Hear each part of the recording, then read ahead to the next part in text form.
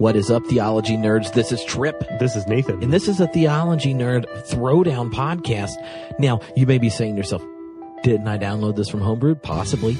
But that's because we're reminding you that Theology Nerd Throwdown is back up. It's going to be a separate stream. It's a thing. So if you want to get all sorts of other goodies, then you need to go there. You may be saying to yourself, subscribe now. Yeah. If you or if you haven't checked in a while, you want to go check it because the stuff's going to be popping up. And today, our first one is an example of one of the format types we're going to be doing at Theology Nerd Podcast. This is a Why Go webinar that is going to be you're going to be enjoying. It is me and my friend, Professor, the wise one, Monica A. Coleman, is on the podcast. Why Go process. What a great way to start off the Why Go series. I know. Why Go process. And she has 5 reasons. We talk about them. We go back and forth. And as you could guess, just 5 reasons to go process leads to us talking for an extended period of time. And not surprising. But Monica is a professor at Claremont School of Theology. She has written a whole bunch of different books on top of like theological texts. She has a brand new kind of like theological memoir, but it's available for all sorts of people. She's got books on dealing with making a way of no way, which is interacting kind of womanist theology and black theology. And she's also one of the most fun professors to have. So if you're thinking about going to seminary or whatever and want to study with a really awesome person like Monica, check out Claremont. That's also where Philip Clayton teaches, who's been on the podcast, and John Cobble is in town. So you want to hang out with him. Some big hitters. Yeah. And anyway, Why Go process is this one. Coming up, we have an Epiphanation episode. That'll be next. Oh, man. That's some Q&A like goodness. With members of the Homebrewed Christianity community, which you can become one. Go to homebrewedcommunity.com. Super easy. Then you'll get the invite. Do you want to join Epiphanation? You can be a part of the Epiphanation Nation. Is there a way to add like Epipha-Dubba Nation? Epiphanation Dubba? Epiphanation times 2? Like, I don't know. How would you would you pronounce 2X? 2X? Yeah. I don't know. Epiphanation. Something like that, I think. That's about right. What's the sound that X makes by itself? I think, is that like a Zen koan? What is the sound of 2 X's next to each other? Anyway. And the double part was just so that you said Epiphanation Nation. Yeah. I just want everyone to get that. Trip does not... I haven't left the building in its entirety. Anyway, this is Why Go process, and you should think about it. You should do it.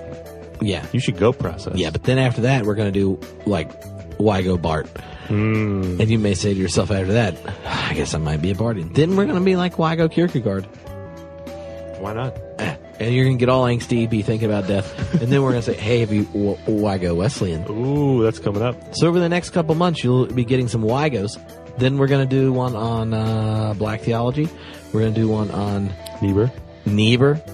And we're going to do one on open and relational theology. And Derrida. Why go Derridian? That just sounds fun. I know. The trick, though, is that for Derrida, there is no why. And if we go Derridian. Yeah. Go Derridian. But still Derridian going. See, the why implies a level, like why go implies a level of teleological intentionality that a Derridian may find problematic. The question is, what is harbored in... I'm sure this will be the entire... Yeah, because this is... Yeah, you know what'd be funny, though, is if I said junk like this, Caputo would just, like, cut me off because it's Derrida. Yeah. But if it was not about Derrida, it was just me talking to him about him stuff, he'd be like, that's funny. You're a weird trip. But if it's Derrida, it's like, don't mess with daddy. Serious. Boom. Jack and Jacques. It's going to get serious. So the great thing about the WIGO things is, and it's not hard this time, obviously, but my goal is to play like Robin. Like, I'm just going to try to do the best I can to help them be persuasive and lure you To be Batman. To go for wherever you're going. I assume that's where you're going with the Robin thing. Yeah. No, like, so Monica's a Batwoman. Yeah. Batwomanist. Boom. Process Batwomanist. Boom. Or anyway, I was trying to think of. I was like, is there a DC character that works better for? Anyway, and they all just blanked out. Yeah, I'm appallingly. You're not too. comic book informed. I'm not. This is not a culture. We need to have a episode. WIGO comic book episode. No, I was thinking that coming up on Homebrewed, I have an interview coming up with Oliver Crisp, who is a analytic Calvinist theologian at Fuller Theological Seminary, which we had a surprisingly good conversation considering he's an analytic theologian and a Calvinist. So I was like, I'm real worried. I might be slipping, or I was witnessing. I don't know. Y'all have to listen to that episode and find out. But maybe I should get him to do WIGO Calvinist. Ooh. Or maybe I'll have other suggestions. You're going to start having flashbacks in the middle of it. I know. I might relapse into my Calvinist early days. Anyway, but yeah. So this is an example of one of the series. We're going to have Q&A ones where you can always call the speak pipe that's on the website, or you can send Nathan an email at mediaguru@homebrewedchristianity.com because he checks all of his. I do. You'd have to talk to me on Twitter at Trip Fuller. That's the best way. What's funny? This is really sad. A family member tweeted me and said, I sent you an email and a Facebook message, and then I remembered, oh, you don't do that. Tell him on Twitter. And so that I responded to the family member. I was like, oh, this is awesome. I'll go search my email. So, moral of the story, don't send Trip an email. Just tweet him. No, if it's important, you should send it and then tweet to remind me. Though I have my text messages to under 70 that are unreturned. Once that number is above 10 text messages, I'm like, oh my goodness. And yeah. No, anyway, so if you have ideas for other topics or thinkers or schools of thought or whatever you should do, then you should let us know for WIGOs. Also, if you have questions, you should let us know those. And then sometimes on TNT, we'll be dropping like the webinars, the WIGOs, the Q&As, and we'll just have little special episodes and stuff on different topics. I have a high anticipation that sometimes we'll do episodes about movies or something. Or whatever that we're thinking. We're thinking of trying a couple times of going to a movie as a group. Whoever that's homebrewed related is around. We go to a movie, probably a day matinee, because that's the best time to go. Yes. Because then you don't have to worry about all those people. Yeah, so many people here. Ugh. And then we're going to go after, record a podcast where we all have to operate in the epoche. That's the philosopher fun word. It just means you're not going to talk about stuff outside of what you're going to talk about and reflect upon. And we're going to treat the movie as a sacred text and then get all theological and philosophical about interpreting it as if it's a sacred text. Because we kind of did this already once with Birth of a Nation, but we just didn't record it, right? It wasn't a podcast. Oh, yeah. We had podcasts about it, but we didn't podcast it like that. But we've done the Jesus movie once, but they weren't let's take it like it's a text. Yeah. This is a gimmick. It's like a straight Sounds up fun. Because you're not going to criticize it. Yeah. You're going to interpret it and then see what you can do with it. Yeah. Who knows? We're going to suspend our disbelief and which is what theater is made for. That's what it is. I have no idea if it'll work the second time, but it might show up on here once. If you never hear about it again, you'll say to yourself, you're like, wonder when they're going to do that. It'll probably have been tried. Anyway, yeah. So this is a Theology Nerd podcast, but it's on Homebrewed Stream, so to remind you to go subscribe to it. Because the next one will be on that stream. Yeah. And maybe we'll put another one up here at some point to remind you again. because you probably already got mad that this intro was so long. But who would get mad at that? Not a second-time listener.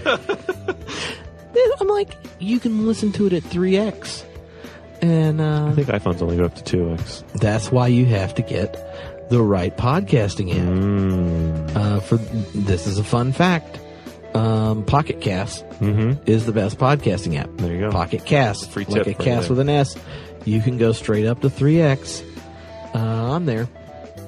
You can also hit the button that cuts out silence, so all the silence in the podcast gets cut out. Oh, wow. And it's even faster than 3x. Wow. You just got to train your ears. Yeah. You also probably I can't listen to myself that fast because I talk fast. You do. But if it's an NPR podcast, when you cut the silence out and throw it at 3x, they sound like a normal person. Well, today on the news. And you're like, whoa, they're talking so fast. It's at 3x. Anyway, this is Monica Coleman and I talking about why go process. Enjoy this. Go process. And then go process. Yeah. Go process your process. Yeah.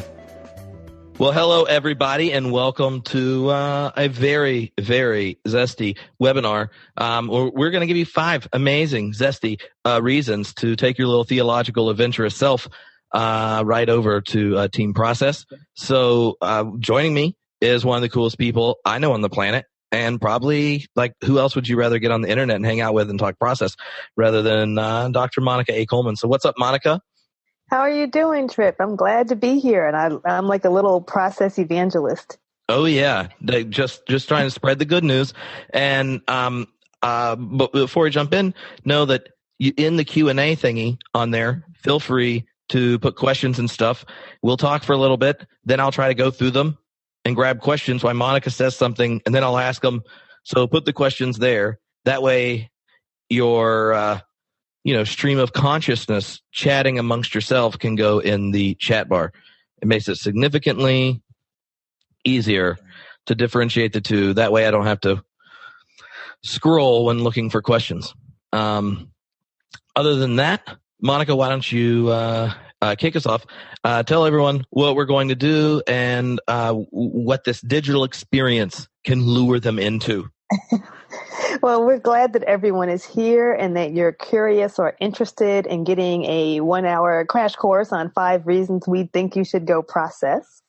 I am actually, a committed process person, and I think I describe Tripp as a knowledgeable process, sometimes skeptic, which is actually a great kind of teacher to have because he knows a lot about process, but I am sold, lock and step, and he's not as sold out as I am. So that makes it really fun. And one reason we're talking about this is we have a lot of chances and some new chances to learn about process online this summer. As many of you know, I am the director of Process and Faith at Claremont School of Theology. And every year we do this Summer Institute where you can take a class, an intensive class with virtually no homework, no reading. I mean, this never happens, right? With myself, John Cobb, who is our 92-year-old process guru, and Tripp Fuller. And this is the first year we're offering it online. So usually people had to come to Claremont, and I was like, come on, Focus 2016. What's up with that? And now you can do it online from the comforts of your chairs, your living rooms, your bed, just, pajamas. We're good with that. And so we wanted to give you a little bit of a taste of what the kinds of things that we'll be talking about this summer. And if you are a graduate student, you can even get course credit, and we'll tell you how to do that. Oh yeah, it's amazing. The website is all set up with frequently asked questions and actual answers and instructions on how to do it. It is something you'll say to yourself, do mainline Protestant educational institutions really use the internet and explain things clearly with easy steps? Usually not, but Professor Coleman in charge and John gets organized. So I'm excited about it. And the summer thing, there's 3 different classes. So why don't you just tell them the options? You'll get sent a little linky link, and then you can look at it and such, afterwards. Well, John Cobb, I don't know exactly what he's talking about. I said you could talk about whatever you want to talk about, Dr. Cobb. You can teach whatever you want to teach, because he just gets up and starts talking, and it's brilliant. He's actually talking about the gospel. And what does the gospel look like for process Christians, which I think is a really great way to start. And so he's teaching, if you're on the West Coast, at 9:00. Then I roll in at 1:00 and I'll be teaching, just a basic intro to process a la Monica Coleman. So I'll be just kind of doing a different theme each day, and it may even be one of these 5 themes, even though we only have 4 days. So I'll have to pick my top 4 sexiest process themes. And then at 4:00, which will be this time on Pacific time, Trip Fuller will be talking about process ideas about church and a whole bunch of just kind of different options of a church, where process ideas about church come in, and what it means to be community in a kind of a process way. So it'll be fun. And you'll get the link. You can take 1 or 2 or 3, and you can do it. You can have your friends all hang out. If you work at a church with multiple staff members, say, look, it's like VBS, but without kids. Exactly. Oh my gosh, how great is that? It is like VBS without kids. I've been thinking about it because at the hatchery where I'm teaching, the first week of August, we're doing adult VBS with Walter Brueggemann, and we talked about it, and then he sent me this email, and he's like, "Well, I know what we talked about, but then when I read the description, are you really going to have felt board things for me to use while I'm teaching?" And I was like, "No, it's a joke. Don't worry. You won't really have to teach prophetic imagination with felt board." So now that he asked, I'm thinking about it. So, well, first of all, the fact that Brueggemann emailed you, cool. Just want to go back to that. Oh, someone said, what is VBS? Vacation Bible School. Oh, yeah. It is. There's a long history of VBS that was actually connected to early social justice critiques of capitalism and evangelicalism in the early 20th century religion. But that's a different webinar altogether. So idea I had is I was like, Monica, how about this? Instead of giving like direct, reasons or whatever, let's take 5 words and I'll throw them out, and she'll contrast how process people rock the word versus kind of classical theism or what's there. And then as we kind of unpack each of the 5 ideas, the contrast and the zestiness of process shall emerge in the conversation. You'll be popping your questions in, and then we'll answer questions. So we had the 5 words. Depending on how many questions you're asking and how fast we go through them, we'll get to more or less questions. Luckily, at least one of us, and now I know she does Periscope, does stuff online all the time. So unanswered questions will just end up on a podcast because, honestly, I regularly am begging people to ask questions about process so I can talk about it. All right, so here we go. The first word, Monica, is God. God. Oh, this is like being on a talk show. Oh, yeah. God. Well, in process, we talk about God in a couple ways. We say that God is dipolar, not bipolar like me, but dipolar, D-I, as in dog, D-I-P-O-L-A-R, which means we talk about 2 aspects of God. Hartshorn and Griffin have called this the creative love side of God and the responsive love side of God. The part where we think of God as being creative and loving and active in the world. And then there's a part of God that receives the world, that welcomes us into God's self. Whitehead will call this the primordial nature and the consequent nature. I like the egghead terms. But it means there's a part of God that almost would call it God's nature, right? If you believe in a good God, which Christians seem to like, right? That God is good and that God is aware of all the things that are possible for our lives, and that God has this wide sense of knowing what is possible, what's going on in all of the world. So I kind of know what's happening with myself and with Trip, but I don't really know what's happening in Japan right now. But God does, right? So there's very much wide open side of God that's aware of what's going on and that is loving and creative and that calls us forth. And then another side of God that receives us and that welcomes us into who God is. And Marjorie Suhaki would always say God gets fatter and fatter because the more things that happen in the world, they actually become part of who God is. And God receives that. And then God kind of blends those 2 together. In my classes, I call it the swirl. That's a technical term, where God uses the parts of the receiving of the world, what God gets from the world, what God learns about the world, and swirls that together with God's best intentions, trying to save what can be saved with the best that's out there, with all that's possible. And that's how God interacts with us. That's how God responds to us. And so we think of God as being powerful because God knows so much and knows us so intimately that God is persuasive.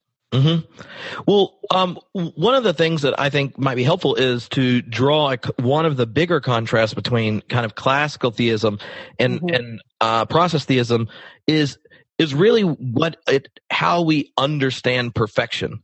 And a lot of Christians, I don't think, know the full inheritance of essentially Platonism and Aristotle and friends, and how it impacted the biblical narrative, which then kind of philosophically forced this image of divine perfection where God isn't related, isn't changing, isn't sharing the flux and movement of history with the world. So can you describe, when you're thinking of God as a process person, like what are those initial contrasts that help you see like why you would start to move in a more open and relational direction?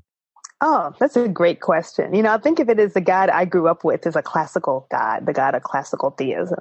And God was like the opposite of what people are, right? So God was perfect and we are imperfect. And God is unchanging and we are changing. And God is good and we are sometimes good, but often called sinners, right? We would not think of God as being a sinner in a classical sense. That God is all-knowing and we only know in part, right? I mean, there are great biblical scriptures to help out with all of these things, right? We only see through a glass dimly, right? But God sees everything. And God has all power and we have relatively little power. And so there's always these opposites, these contrasts between who we are and what God is. And that was kind of what made God God, right? God was bigger and badder and more awesome than all of us and all the things that we want to be but aren't. But Whitehead thinks of God differently, and right? And there's not just Whitehead, there's this whole tradition that runs through ancient African and ancient Greek and Christian traditions that says, well, what if it's a little different, right? What if the most exciting and important thing about what we know the most about the world is that things always change? And that's not just true of us, but it's true of everything, whether you're God, or whether you're a quark, whether you're a tree, whether you're a frog, whether you're a person. And that as things are always changing, they're always interacting with each other. I don't know who I am without knowing how I'm related to the world, how I'm related to other people, other things. And the same is true of God. We can't think of who God is without thinking of how God is related to the world. The world might be Earth. The world might be, I don't know, whatever is before or after Earth if we screw everything up. But there'll still be stuff and there'll still be God. And God will still be related to that. Mm-hmm. So it becomes a sense where God and we operate the same way. We're actually like reflections, you might say, or mirror images of how God works. So we're all changing. We're all related. Perfection isn't about not screwing up, right? But about always aiming for the best that is possible in every context. Mm-hmm. Yeah, and once you introduce relationships into God, then surprisingly, the biggest theme of God throughout Hebrew scriptures is that God is the one who shows up and is faithful. And process people completely agree that God's perfection is God's perfect faithfulness to the world wherever it is on behalf of where it can be. So the contrast with some parts of the Christian tradition are also places a lot of us would insist that they're also contrasting with just the biblical testimony to a God who chooses relationships and covenants and is invested in the flux and movement of history and the risk and vulnerability of genuine relationships, which brings us to the second word, it depends on whether or not it exists or not, but it is evil. Evil. Oh, evil's a good one. I mean, evil's what brought me to process in some ways, the concept of evil, right? The classical question is, if God is all good and all powerful, then why is there evil? Why do people suffer? Where do bad things come from?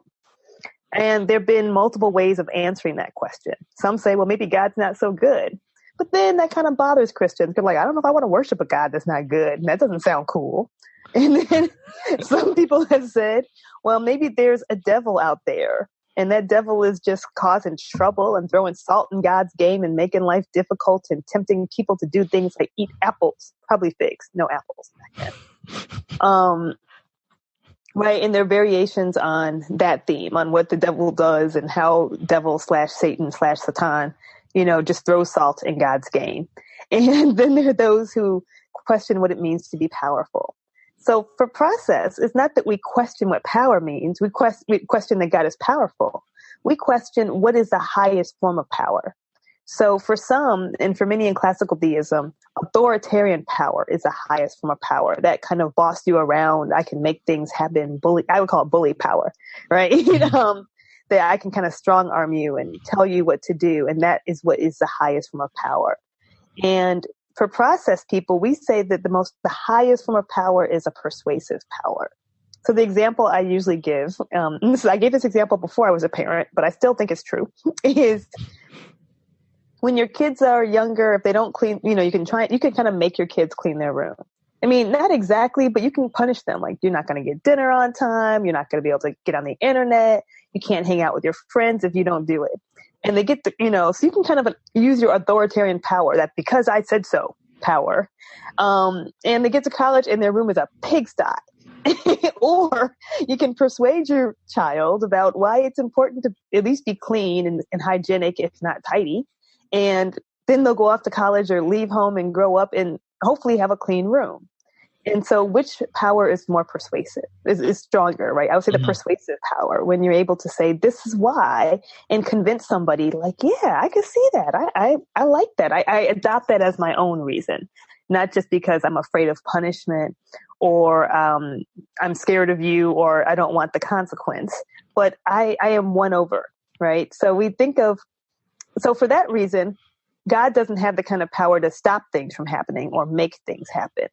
God basically just calls us and loves us and hopes and wishes and tries to persuade us to do the best things. Mm-hmm. But guess what? Sometimes we don't. I like to use the word calling because it means we could say yes or we could say, no, thank you. I don't want to. I'd rather be selfish. I'd rather be greedy. I'd rather do something that I want to do that does not align with what might be best for others or the common good or even my highest self. And that's one of the biggest ways that we get evil in the world, is because we have free agency to do what we want to do. Yeah. In one of the other parts that process emphasizes about evil is, there's a famous line that God is the fellow sufferer who understands. And a lot of people would see that and be like, well, obviously Christians would say stuff like that, given Jesus and the whole cross thing and caring for the outcast and joining the least of these. And if you ask Jesus and said, hey, Jesus, where are you? He's going to say, oh, in the least of these, or in sharing your life in community. So you would think that's normal. Maybe not all the time, because that question around our experience and pain and suffering of and tragedy in life is something for large numbers of Christians throughout history. They protected God from that experience. That for God to change in the face of evil and suffering would be to change towards the good or change towards the bad. And then obviously if you change either direction, you weren't perfect before, or you're now perfect, or you are less than perfect. And that's just frustrating. Let's go with divine simplicity. One of the things when you shift to this relational vision of God, where God's perfection is connected to God's faithfulness and full investment in relationship, is one where you can acknowledge the reality of evil and tragedy, acknowledge God's presence in it, and you also pray different during times of suffering and evil and things. You don't say stuff like, well, God needed another angel in heaven, or well, I don't know why God wanted this to happen, but something good had come out of it. Or, well, God's in control. There are these images when you connect the reality of evil to omnipotent visions of power that lead to these, cluster curses of pastoral presence that process theology helps avoid, but not avoid by not talking about it, but by imaging God in a way that coheres with power in this luring type way. the other thing that pops in my mind, if we're thinking not just evil, but the question of power, and you mentioned the parenting offer, I like to also talk about the babysitter predicament, where if you look at these situations of tragedy and evil in the world, and you could imagine it being otherwise, then, and God doesn't do anything, be it the abuse of a child or something like this, and God doesn't intervene when God could, then you just have to wonder, right, about the goodness of God. Right.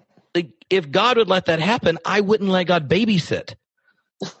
Because I expect my babysitters to do that. So these connections between God, evil, power have real implications, not just in how we understand God or how we understand God in scriptures, but in our life, in our piety, in our practice. And one of the questions before moving to the next one that I think would be helpful is, how does the way we image, pray, worship, confess God connect to the way we as Christians seek to live out our faith? Like, you talked about this contrast of types of power, but oftentimes the language and images we use for God have a materializing effect on the way in which we embody faithfulness to that God. I agree. And I forgot to say this earlier, but, I came to process and saw the light of process, I would say, because I was doing pastoral work. I was working with survivors of sexual violence and domestic violence. And all the things I'd been taught about evil were just horrible things to say to people, right? Like, God let it happen for a reason, or, God is limiting God's own power in the interest of someone else's free will, even though it's going to mean that you're suffering, right? All these kinds of things that people often say, or the devil is somehow involved, or it's all your fault because God is perfect, so you must be somehow unfaithful or not praying right or not doing something right. These are these kind of classical responses to why there's suffering and why there's evil. And I'm like, this is terrible. I can't tell people this. And so, but I was like, well, what do I say? What do I believe? And one thing that process reminds you of is that it's complicated. Mm-hmm. What happens is this complex interaction of what's possible, of what the world has to give us, what the past has to offer us, and what we do with it. And God is the one who offers us possibilities and novelties and new things and love and positivity. But that's one part of the equation, right? There's also what's happening in the past and what's happening within us, and multiply that by like 1 million trillion times, right? With all these different people, and it's operative in systems and structures. Yeah. And so I like it because it doesn't give that neat, tidy answer. And life doesn't give us a neat, tidy answer. But what it does remind us of, though, is that God is really present. And that's the omni that process people are all about. They're all about that omnipresence, that fellow sufferer, that God is deeply within us, that God is holding us, right? Calling us, loving us, luring us, knowing us better than anyone else. So we got a couple questions on these that, and one of them is perfect. One, because you wrote a book about it. But Omar asks, how does process theology translate with people of color and evangelicals? And in the questions he asked, it has a lot to do with kind of confidence about God's power and intervention, being how you have eschatological assurance and hope. How do you wrestle with that critique that Black theology regularly poses against process thought when you get rid of omnipotence? Well, for me, the hope isn't grounded in a guaranteed happy ending, because I don't think we have a guaranteed happy ending. And to me, just a little bit of ecological awareness reminds us of that, right? That, we can all kind of get it together and save the planet, or we can all drive SUVs. I guess we don't all drive them, right? In a tiny little city and kill our ozone layer, and it's all going to pot, right? We can push the button and blow up the world if the superpowers get mad enough, right? That we can't actually guarantee a happy ending. So where is the hope, right? Where is our optimism? For me, that lies in God. it's that even in the midst of this, that God is so persuasive, that God is aware of so much more than I am, right, than one corner of the world, and still continues to call us and lure us towards what is best for the common good, and that we can choose that, and that more and more of us can choose that. And even if we chose negatively in the past, there's always a new chance to choose positively. For me, that's where the hope is, that there's always that opportunity. Mm-hmm. Keith asked that if in process thinking God is not all-knowing, how could God determine what is the good thing for me next in my life and lure me towards it? And you know, one, that's a long answer, but one thing just to remember about the two poles, at the primordial nature of God is what discloses to creatures its future possibilities. Like, what is the most, like, beautiful, true, loving, zesty thing that could come into being right now? And then the consequent nature of God takes up each event and redeems it, and then knowing it fully gives possibilities back, as opposed to, right, like the right thing or the good thing being this abstraction from our lived embodied existence. The lure or call of God is something that comes from having redeemed our past experience and then bringing the next most beautiful, true, and beautiful thing into being. And that dynamism of the knowledge that God's using, right, is complete knowledge of the past, complete participation in each moment that's coming into being, and anticipatory relation to the future, like knowing the future is genuinely open and what possibilities are actually available to it. We kind of can intuit where our life may go in the next moment or what's available to us, but we don't know everything that's there because we're not the omni-related one like God. So it's actually God's investment in the world, not God's abstracted existence apart from the world, from which God has the perspective and knowledge to lure the world. So, yeah, I would say, like, God is actually all-knowing in the sense of knowing everything, but not all-knowing in the sense of knowing what we're going to do before we do it, right? So there is this there is an omniscience, right? Like, I don't know what Tripp is thinking right now. Well, probably think about process, but God does, right? So God actually does know all, but God doesn't know what we're going to do before we do it, because otherwise we would be more like stage actors, right, on a play with scripts or puppets instead of having genuine agency. And Allison asked about, would you say process theologians believe in evil, or how would you describe what it's called when people are not persuaded by God?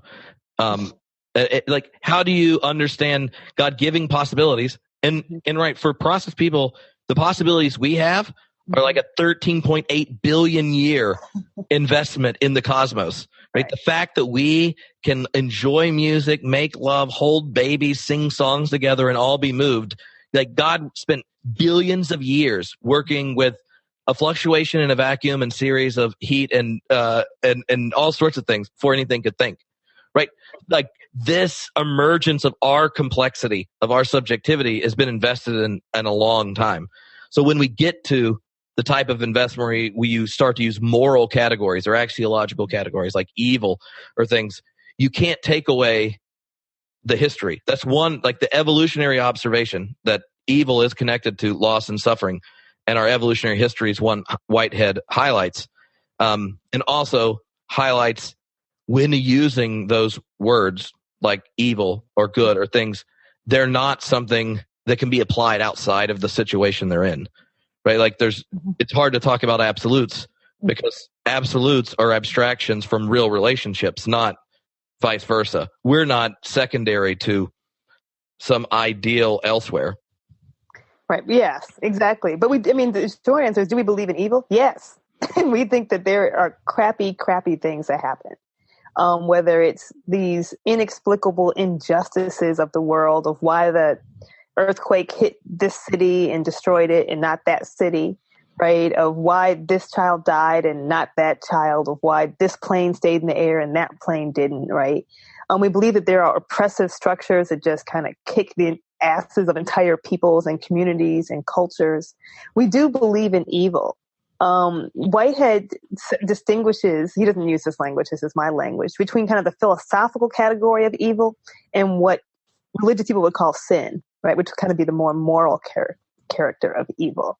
And so there are things that he calls evil that we might not call evil. Mm-hmm. He says it's just evil that we lose so much. It's evil that we can't be all that we want to be, that some things just slip through our fingers. That's just the nature of how the world works. And so there's no world in which you can kind of beat evil. That's just kind of built into the system, that there's always loss. And we can't hold on to everything we want to hold on to. And so for him, that's a kind of philosophical category of evil. He does the same thing with suffering. He's like, not all suffering's bad. Sometimes good change hurts. Like starting a new workout program and you're sore and you suffer, but that's not really sin or evil. It's just suffering, right? Yeah. Sometimes we suffer because we think it's good for ourselves, but it just sucks and hurts to go through it. And then there is this other category, which we normally call sin, and things we normally think of as evil and bad, where we had the opportunity to be better and to do what God called us to do, and we chose not to, right? Where somebody else made a decision or did something that hurt us, and we experience that negatively, and that causes suffering. And so we have ways of thinking about both of those kinds of categories. Yeah, and I think the difficulty in a lot of the doctrines where you start to think process, it's really just like flipping the relationality switch. Mm-hmm. And then once you think like relationality is way more cool than detachment, like you would never at a process church sing that song with all the little kids from a distance.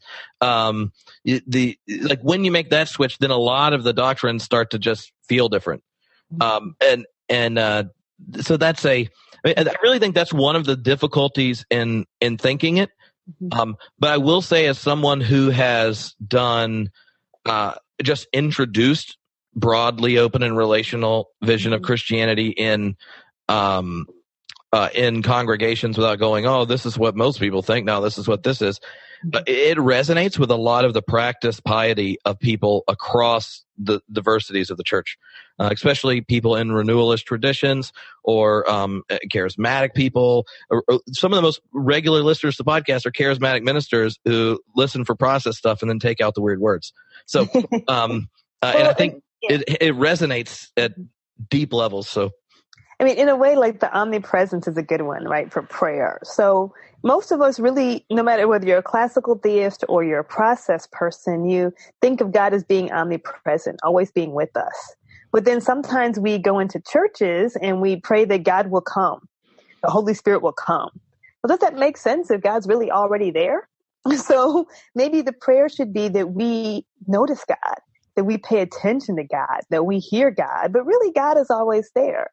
Right. So sometimes we pray these things that actually don't go along with what most of us believe. So we should be praying and singing, don't come because you're somewhere else and we have to pray for you to come, right? This invocation, invoking you to come, but rather invoking ourselves, right? Rather make us aware, tune us into your voice. Mm-hmm. So the next word is incarnation. Yeah, I was trying to set that up. You catch I know, yeah. So we've already got questions about Jesus in process and the Trinity and things. We have a questioning Calvinist over here asking questions. So we need to get to incarnation. And obviously, everyone's more than welcome to buy my book on Jesus because there's a whole section. You have it in front of you. Hold it up. Oh yeah. Well, there's a whole chapter called "Getting High with Jesus," in which I do process Logos Christology to see just how high your Christology could go with Whitehead. And I'll show you how low it can go with Whitehead. Yeah, exactly. So this is one of the things when you deal with philosophical theology, right? You can, a lot of the Whitehead stuff, before you get to doctrines that are connected to special revelation or particular histories, the philosophy of Whitehead you can do when hanging out with scientists, right? And other philosophers that have all sorts of different opinions. So when you get to doing process philosophy for theological purposes, just like Augustine did with Plato, you're doing something different and speaking in a different way. And I think that's always helpful. But for Whitehead, incarnation is definitely not a divine invasion, is it, Monica? No, incarnation is the bomb in process for me. I'm all about incarnation. Right?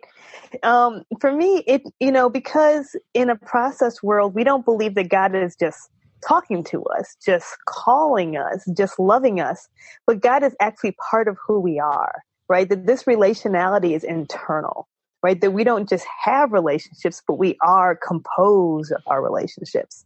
And that includes our relationship to God. So God isn't just like, that's me knocking on the computer, knocking at the door, right? But God is actually deeply inside all of us, right? We have these beautiful biblical scriptures talking about how we have the breath of God inside of us. The ruach says the Hebrew text, right?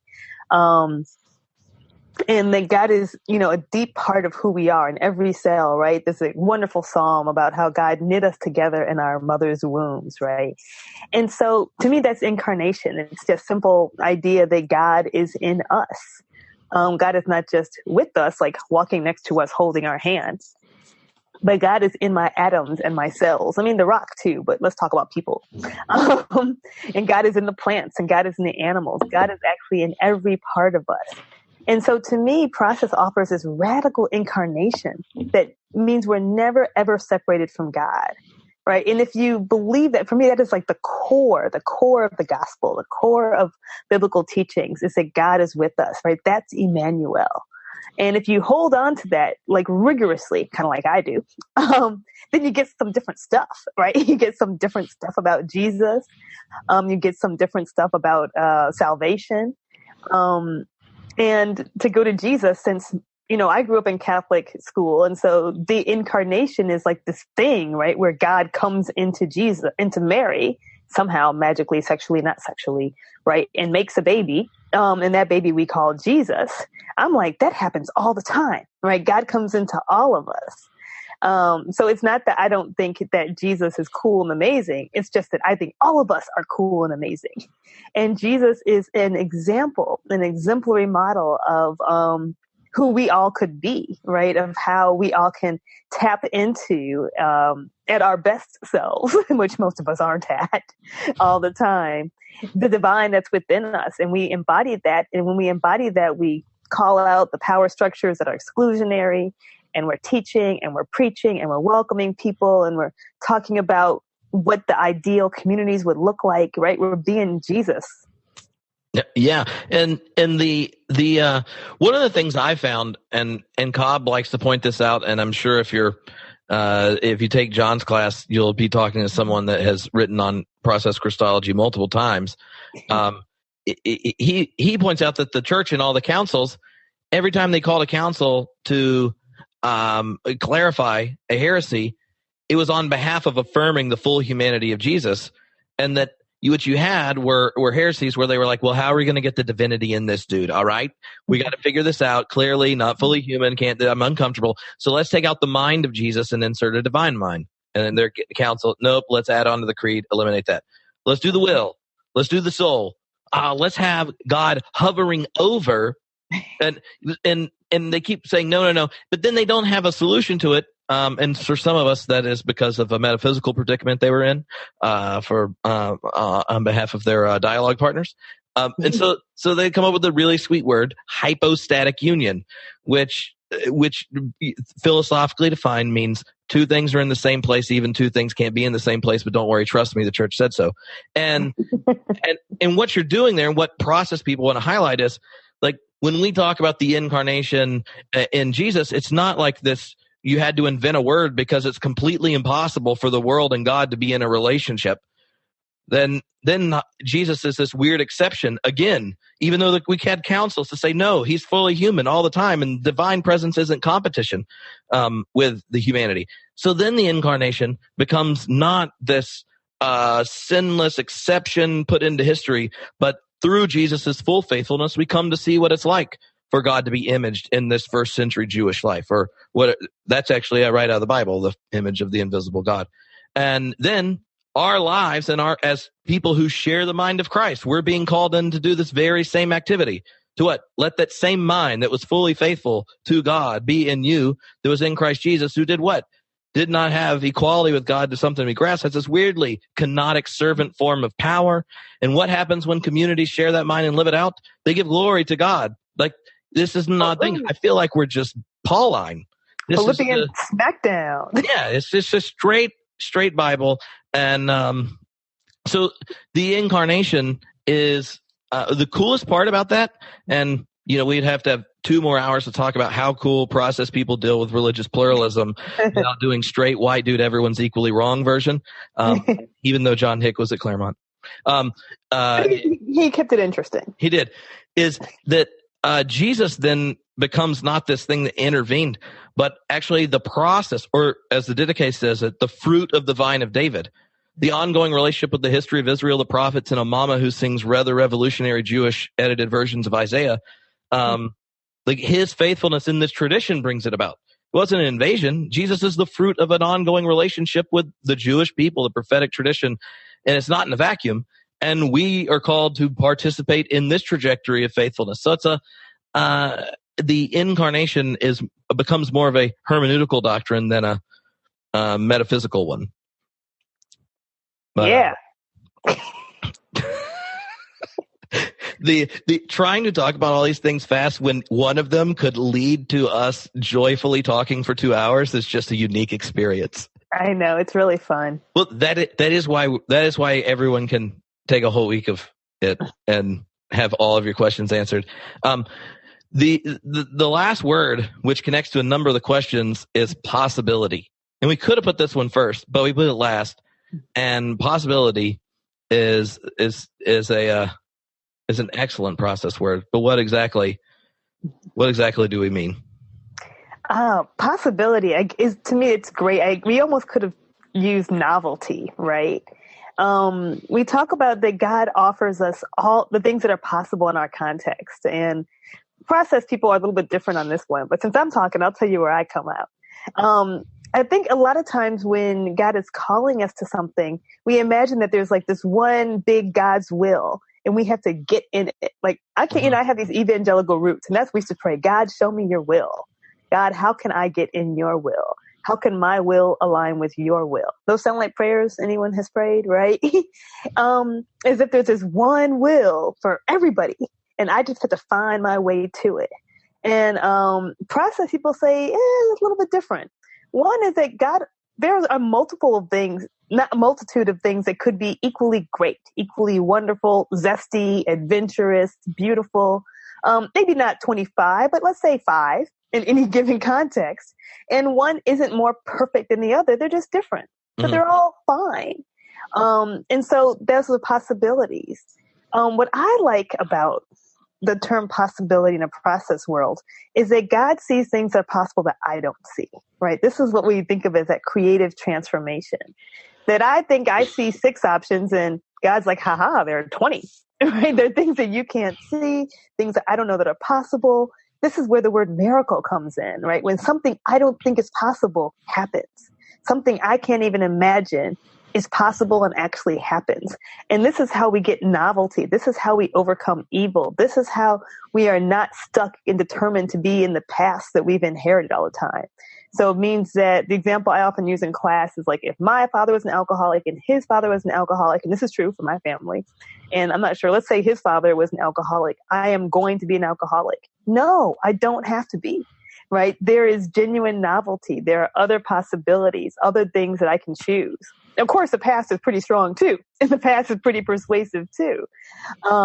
But it means I'm not stuck in the past. There's always something new that is possible. And for me, if I had my students in front of me, I draw little arrows on the board. That's where the hope is, right? That's where the excitement is. Well, that made me think of one of my favorite process or Whitehead quotes. It's from Science in the Modern World, where he kind of describes possibility and its connection to religion. And he said, religion is the vision of something which stands beyond, behind, and within the passing flux of immediate things, something which is real and yet waiting to be realized, something which is a remote possibility and yet the greatest of present facts, something that gives meaning to all that passes and yet eludes apprehension, something whose possession is the final good and yet is beyond all reach, something which is the ultimate ideal and the hopeless quest. That's like philosophical beauty. And if everyone doesn't notice that religion is the vision of something which, and then he gives the 3 locations of Luther post recognition of the Protestant principle. So God is with us, before us, and behind us. So anyway, I'm not sure, I don't think Whitehead was thinking Luther, but I do find it interesting that the vision of religion he has is described very similar to the vision of one who is in faith, as Luther describes it in Freedom of a Christian. And that what happened in both of them, the word that is most true about you is not the word going on in you all the time. Mm-hmm. That the patterns you have to think the world has to be this way, or I have to be this way, or this religion is this way, or this relationship's this way. God goes, no. I'm not the God over dead actuality. I'm the one about living possibility. And what can be and will be and could be is way more zesty than you are willing to imagine right now. So, anyway, we have a stack of questions. So before we jump into those, Monica, tell us like what you are most excited about when you're sitting there thinking, I'm going to have 4 days to try to introduce process theology, but each time's longer than a webinar. But when you're looking at it, and what's the part or topic or lecture or idea that you get most jazzed about getting to teach? Salvation. That's my thing. I think so. I get excited about teaching about salvation, and why I think that process thought is so helpful for those who are both individually dealing with pain and suffering, but also for larger systems and structures of injustice. And so for me, salvation has a lot to do with justice, as well as it does about like hopefully not going to hell. Oh wait, we don't believe in hell. No problem. So we don't have a hell. We figure you make enough bad choices and you can have hell right here on earth. Well, so yeah, we don't need some fire. people are very gifted in doing so. Right. So we don't need like a fiery other place, and we can't figure out where it would be anyway. So yeah, that's what I'm looking forward to, talking about salvation. And because we didn't get to talk about it today, I think I'm going to try and throw in religious pluralism and do a day on that, and where process comes into that conversation. Which, if you don't know, and kind of how I talked about the relationship between philosophy and then using it for constructive theology leads to all sorts of, like, there are process theologians like Joseph Bracken who would be a neo-Whiteheadian of sorts and would be much closer to Orthodox Christianity, to the process philosophers that do religious thought that are in every religion, or ones that are process naturalists, right? So, process Jainists, process Hindus. Yeah. So now we say that, and you start to, and some evangelicals are like, oh, that's really bad. But just to let everyone know, there were Platonist Christians, which would be the ones that won out and decided what Orthodox Christianity is, along with Platonist Jewish people. Then you had a whole list of mystical Platonists. And anyway, so it's not an odd thing. Just remember, not new. Not new. It's kind of what human beings do.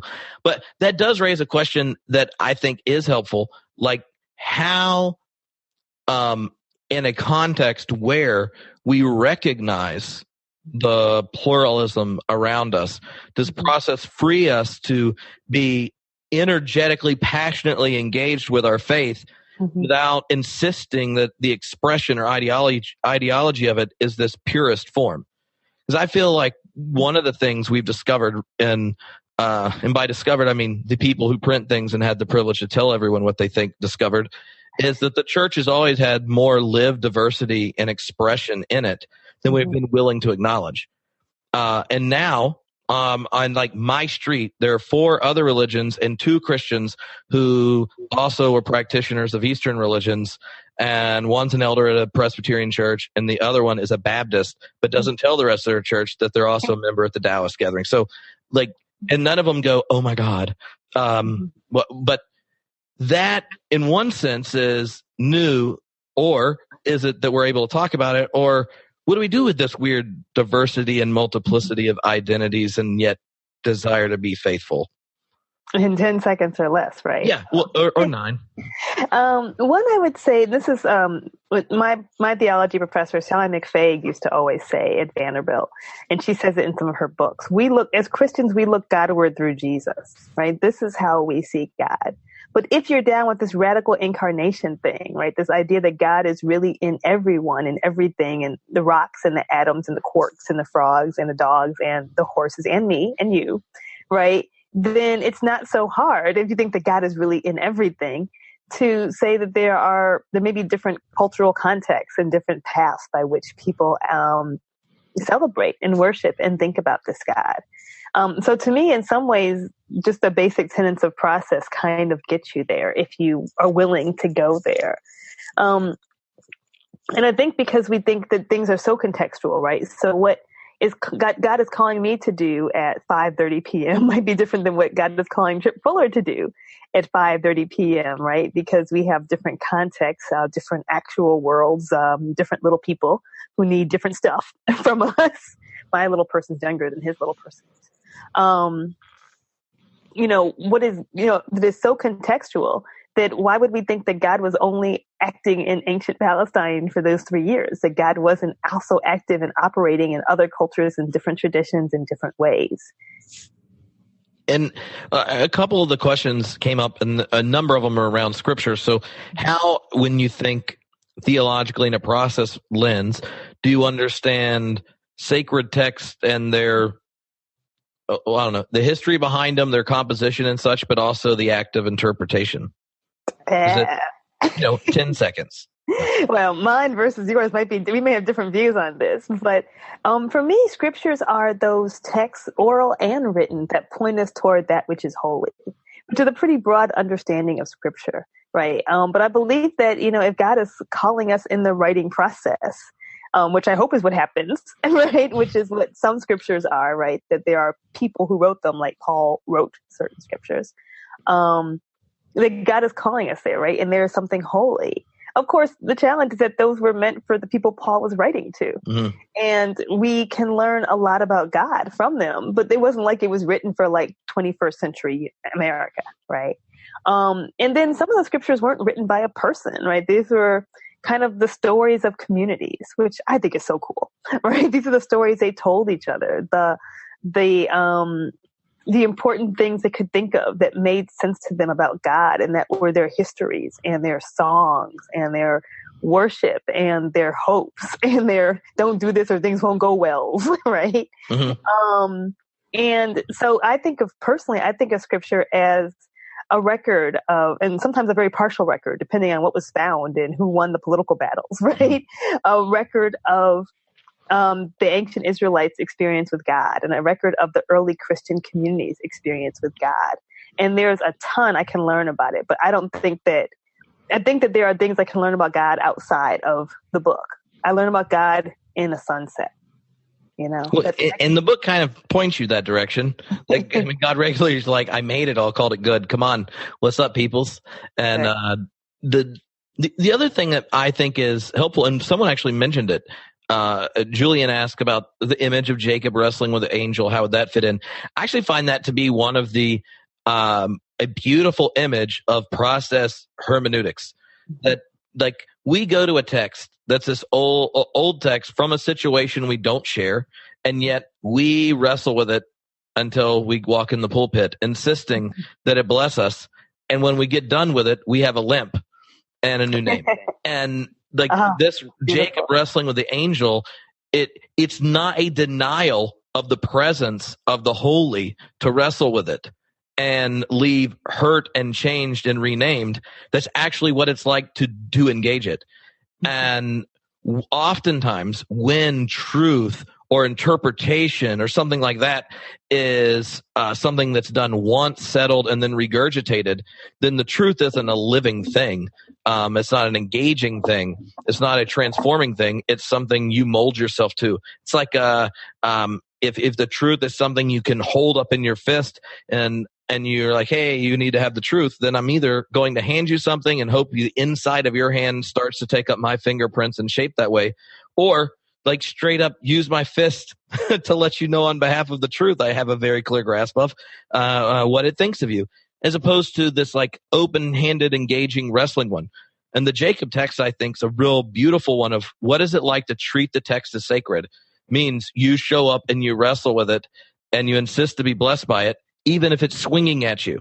And ever since I had a daughter, I've thought there were texts that swing at me. I didn't until I had a daughter. There are plenty of texts that people have mentioned them. Bashing babies' heads, killing entire people, Sodom and Gomorrah. A lot of these texts are ones that part of being faithful is showing up, engaging, and wrestling with it, not assuming that it has the final word or anything. In that sense, you should all hang out with processed Jewish people because they know how to do this. And if you use the internet and like podcasts, Brad Artson has a podcast where he does it regularly, and it's really awesome. Plus, if you preach, you can always borrow stuff from him because your congregants won't be listening to the Jewish Process podcast. And you're like, yeah, so one time a rabbi said, and you're like, where is that in this book? And there's an interview with me and him on the podcast. So if you check out Homebrewed, you can hear us talk. And we're both part of the John Cobb fan club. So Monica, can you tell us why any human who likes JC, John Cobb or Jesus Christ would not want to, why would you want to miss out on the opportunity of actually getting to see John Cobb? Because 92 is, that's a lot of numbers. Well, for the process, people tend to live a long life. I can't say it's because we're right, but I can't deny it either. No, I'm joking. I just, right. But no, John Cobb is amazing. You know, so much of what Western theology thinks about process thought is because of the influence of his many writings and his passionate work, not just on some really nerdy philosophical issues we had to sort out, like the structure of Christian existence, great book, but also about why it matters for the environment and why process, what it means for our thorniest questions about prayer. And so John Cobb is teaching. And I mean, I'm like, get this while it's gold, people, because he might just one day say, and I'm done, right? Which he has every right to retire and hang out with like great-great-grandchildren. But he's just so excited and so passionate and still able to give great lessons about it that you cannot miss it. I think it's a chance you have to take. All you have to do is like get on your computer and you can check out what Dr. Cobb is saying. In June 6th through 9th, it's going to be live. So you can ask the questions and there'll be somebody moderating them and getting them to Dr. Cobb and he will respond. I mean, people pay like tuition amounts to make that happen. And you won't have to pay tuition amounts to make that happen. I flew out to the Sommer Institute between my last year of undergrad and first year of divinity school. And what year was that? 2004, 5, 6. I don't know. Sometime around then. Right. No Elgin yet. So that's all I remember. And pre-Elgin. Alicia and I took the Cobb and Suhaki's class, and it was very expensive to go spend a week in California if you're from North Carolina and fly. But it's well worth it. It's like if you're thinking you want to go hang out in Claremont during the time you do it, then you just email me and tell me like, what else should I do while I'm around Claremont if you're going to come out in person? Or use the air conditioning, which does work in Claremont, but if you're from places that don't get that dry heat, it won't count as cool. And do it online. Alrighty. So I think that's it. And thank you for hanging out on the internet, and looking forward to the next time we get to do more process streaming and such, because it makes an afternoon brighter. It does. Well, Deacon. You made it all the way through the podcast. This podcast, the Homebrewed Christianity podcast. And I want to say thank you for listening. And no, that this is primarily a listener-supported podcast. Everything we do at Homebrewed is like 95% supported by our listeners, and those are the members of the Homebrewed Christianity community. And if you want to join, support the podcast, get free classes, get a community, get to connect online, get to have input and everything, you can go to homebrewedcommunity.com. If you live in Cincinnati, then get ready, because I'm going to be there in February. On the 10th, I'm going to be doing an event with my friend Adam Clark. He's a professor there at Xavier, and he's writing the Homebrewed Christianity Guide to Salvation. Then on the 11th, February 11th, I'm going to be doing a live podcast at the Hive. That's right, in Cincinnati. Boom shakalaka laka. In March, I'm going to be at the Progressive Youth Ministry Conference out at Montreat. That's right, in the mountains of North Cackalack. I shall be there. You should come. And mostly, it's going to be amazing. They're going to have a bottle share one night. There's going to be a live Homebrewed podcast. There's going to be a beautiful in March. The mountains of North Carolina in March is amazing. We are doing a Homebrewed pre-event. This is a Theology Nerd boot camp, and we're going to be theologizing about ash, ancestors, and anxiety. That's right, ash, our impending finitude, our ancestors, all that we bring from our family, our past, our tradition, our situation, and our anxiety, the fears we have towards death. We're going to be thinking about those, how they shape our identity theologically, what it means to be human, and what it means for us to be leaders in communities of faith. Particularly working with students who are dealing and learning and discovering just how deep that rabbit hole goes. So do come to the pregame if you're going to be there, and it would be a poor decision to miss it. Last is we're going to be starting a class in February. Questions for the Believing Skeptic. Barry Taylor and I are teaching it. You can join the class directly. Go to Homebrewed and you'll find out, or be a member of the Homebrewed community. I guess that really wasn't the last thing, because in August we're going to Germany. I know I mentioned it in the intro, probably, but I'm just reminding you, if you want to go on a spiritual pilgrimage with me, other Homebrewed Christianity listeners to Germany on this 500th anniversary of the Reformation, look at the life thought of Martin Luther, his time of transition, our time of transition, reflect on it for yourself, then think about joining us. You can go to the website, get information. You can also text Luther to 44222 if you live in the U.S., and you'll get info. All right? But thanks for listening. Tell your friends. Review us on iTunes. You know what I mean? Peace.